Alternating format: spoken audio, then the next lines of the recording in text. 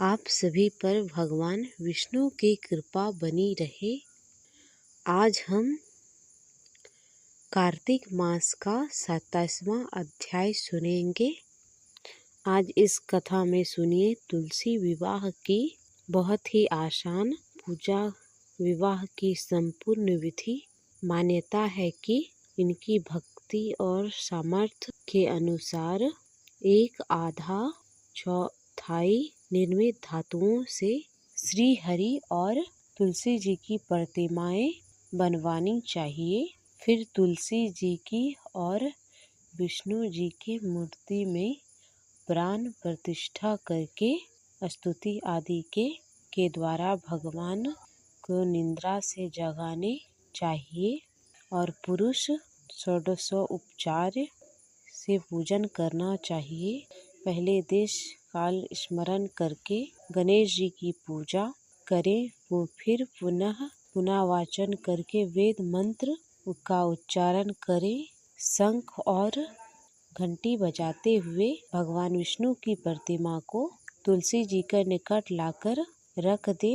शालिग्राम भगवान की अगर तस्वीर है, मूर्ति या है शालिग्राम है के पास स्वरूप पास है तो आप उन्हें भी तुलसी जी के निकट रख सकते हैं। अब प्रतिमाओं को सुंदर वस्त्र अलंकारों से सजाकर चाहिए और भगवान का मंत्र का आह्वान करना चाहिए। भगवान का मंत्र के साथ उनका नाम को पुकारा जाए और कहना। मंत्रों का उच्चारण करने के बाद अर्घ, फल फूल नैवेद्य भगवान को समर्पित करना चाहिए। अब कांसे के पात्र में दही, घी और शहद रखकर उसे कांसे के ढक्कन से ढककर भगवान श्री हरि को अर्पण करते हुए और कहना चाहिए, हे वासुदेव, आपको नमस्कार है, यह मधुपर्क ग्रहण कीजिए। और तब दोनों को एक दूसरे के समक्ष रखकर मंगल पाठ करना चाहिए। इस प्रकार गोधूली बेरा में जब भगवान सूर्य कुछ दिखाई देते हैं तब कन्यादान का समय संकल्प करना चाहिए और भगवान से प्रार्थना करनी चाहिए। आदि मध्य और अंत में रहित त्रिभुवन प्रतिपालक परमेश्वर और इस तुलसी जी को आप विवाह की विधि से ग्रहण कीजिए। यह पार्वती के बीज से प्रकट हुई हैं, वृंदावन की भस्म में स्थित रही हैं तथा आदि मध्य और अंत में शून्य है। आपको तुलसी अत्यंत प्रिय है, अतः इसे मैं आपको सेवा में अर्पित करती हूँ। मैंने जल के घड़ों से सींचकर और अन्य सभी प्रकार की सेवाओं करके अपने पुत्री की भांति इसको पोसा पाला है और बढ़ाया है और आपको तुलसी दे रहा हूँ या दे रही हूँ। हे प्रभु, कृपया करके इसे ग्रहण कीजिए, करने का कष्ट करे। भगवान विष्णु को तुलसी जी का दान करके और फिर तुलसी जी और विष्णु जी की पूजा करनी चाहिए। अगले दिन प्रातः काल में पुनः पूजा करें और फिर हवन आदि करें। अगर आप चाहे तो किसी आचार्य से घर में पूजन करवा सकते हैं और तब भगवान से प्रार्थना करते हुए कहना चाहिए, हे प्रभु, आपकी प्रसन्नता के लिए मैंने यह व्रत किया है। इसमें जो भी कमी रह गई हो आप प्रसाद में पुण्यता करें, पुण्यता प्राप्त हो जाए। अब आप तुलसी जी के साथ वैकुंठ धाम में पधारे। आप मेरे द्वारा की गई पूजा सदा सर्वदा सदा संतुष्ट रहकर मुझे कृतार्थ करें। इस प्रकार व्यक्ति तुलसी विवाह का पारायण करके भोजन कर सकता है और भोजन के बाद तुलसी जी के अपने आप गिरे हुए पत्तों को निगल कर सभी पापों से मुक्त होकर भगवान के धाम को प्राप्त होता है। भोजन में आंवले का सेवन करने से हर तरह के पापों से व्यक्ति दूर हो जाता है।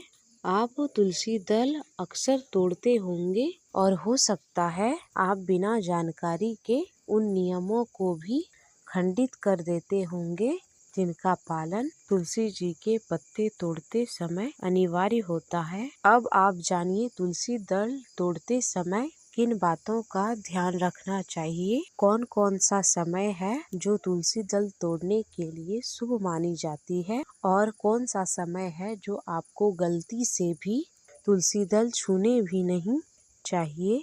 तुलसी दल और पत्तियां जब भी आपको तोड़नी हो तो उसके लिए वैध रीति व्यतिपाद्य इन दोनों योग्यों में मंगल, शुक्र और रवि इन 3 वारों में द्वादशी, अमावस्या और पूर्णिमा इन 3 तिथियों में संक्रांति, जन्म, मरण, छूत में तुलसी दल तोड़ना मना होता है।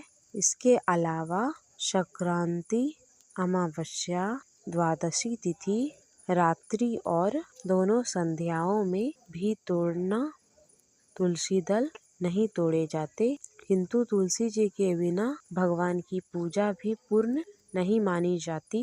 अतः निश्चित समय में तुलसी वृक्ष से स्वयं गिरी हुई पत्तियों से पूजा करनी चाहिए, यानी कि पहले दिन के पवित्र स्थान पर रखे हुए तुलसी दल से भी भगवान की पूजा की जा सकती है।